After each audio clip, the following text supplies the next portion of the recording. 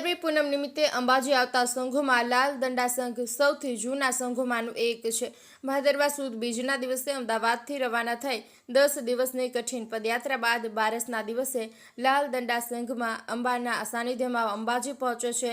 આ દરમિયાન ઠેર ઠેર તેમનું સ્વાગત કરવામાં આવે છે તથા તેને આવકારવામાં પણ આવે છે.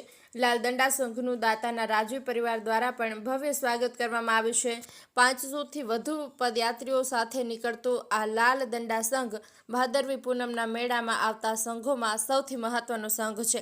સંઘના આગેવાન કૌશિકભાઈ જોશીએ જણાવ્યું હતું કે લાલ દંડા સંઘે આજે મા અંબાના દર્શન કરી ધન્યતા અનુભવી છે. ધર્મને ઊંચો લાવવો અને માની ભક્તિ કરવી એ અમારા આ સંઘનું ઉદ્દેશ્ય છે. 51 બ્રાહ્મણો તેમજ 450 જેટલા લોકોએ અમદાવાદથી શરૂ કરેલી આ પદયાત્રા આજે મા અંબાના દર્શન કરી પૂર્ણ થઈ છે. અમારા સંઘમાં 50થી 85 વર્ષના ભક્તો પણ પદયાત્રા કરી રહ્યા છે, જેમને માએ શક્તિ આપી છે. અમારા સંઘમાં મોટાભાગના પદયાત્રીઓ 50 વર્ષ કરતાં વધુ ઉંમરના હોવા છતાં આજે ભક્તો પગપાળા ચાલી અને મા અંબાના દર્શન કરી ધન્યતા અનુભવે છે.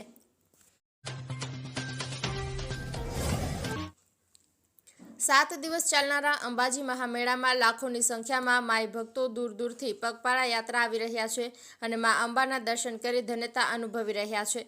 ત્યારે સેવા ભાવિકો આ મેળામાં દિલ ખોલીને ભક્તોની સેવા પૂરી પાડી રહ્યા છે.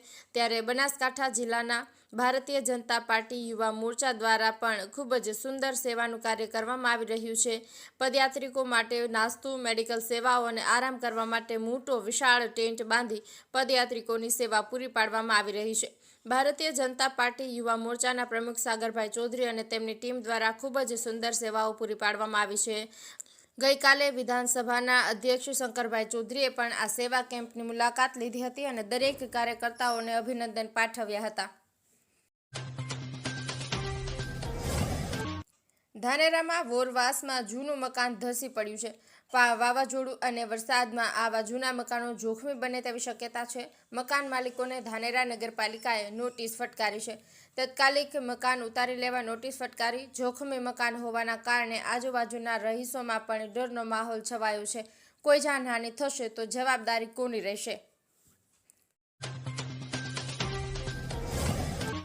બનાસકાંઠા ડીસાના મહાદેવિયા ગામના રાયમલસિંહ પરમારના ખેતરમાં રહેલા રહેણાંક મકાનમાં બનાવેલા ભોયરામાંથી સ્થાનિક ક્રાઇમ બ્રાન્ચે બાતમીના આધારે એક મોટી કાર્યવાહી કરીને નકલી ભારતીય બનાવટી ચલણી નોટો ફેક્ટરીનો પર્દાફાશ કર્યો છે. મોડી રાત્રે પાડવામાં આવેલા દરોડામાં પોલીસે સંજય સોની અને કૌશિક શ્રીમાળી નામના 2 આરોપીની અટકાયત કરી છે.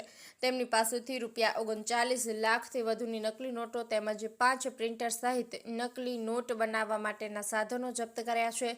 જોકે જેનું મકાન હતું તે રાયમલસિંહ પરમાર ફરાર હોવાથી પોલીસે તેને ઝડપી પાડવા અલગ અલગ ટીમો બનાવીને ચક્રો ગતિમાન કર્યા છે. જોકે રાયમલસિંહ અને સંજય સોની બંનેનો ગુનાહિત ઇતિહાસ છે.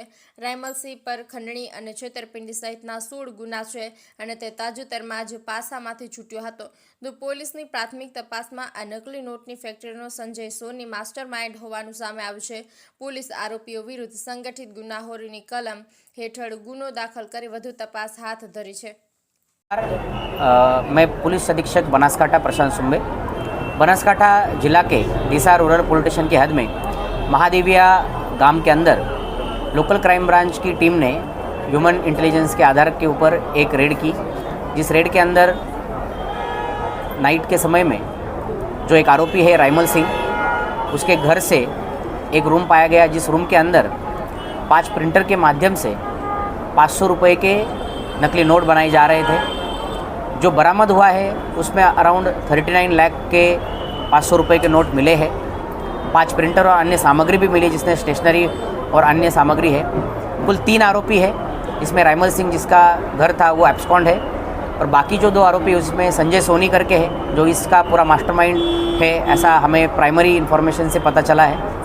इसके अलावा कौशिक श्रीमाली करके एक और आरोपी है जो वहाँ पे पाया गया, जिसे भी अरेस्ट किया गया है.